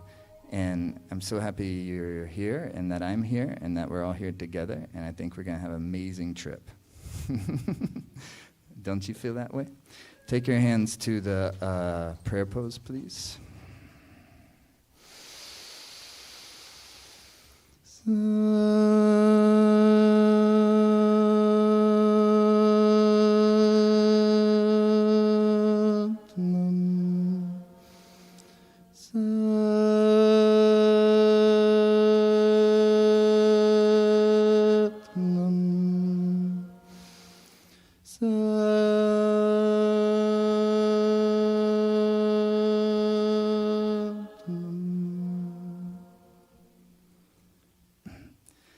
That session was pretty good, but we're just getting started. Wait, so for those of you who are doing this from home, the next session will start, if you're doing it with us live, it'll start at 9:30 a.m. Eastern United States time. If you're doing it not live, then the session's waiting for you as soon as we're done here. Okay? Lots of love, everybody. Thanks so much. Great job. Thank you to Mr. Salif Bamakora, Jared May, Devin Ashley. And they'll be with us all week. We're going to have such a beautiful time. Those of you who are joining us this evening, haven't joined in for the whole time, you are most welcome, and hope you can do so. Okay, love you, everybody. Have a great night. Satnam.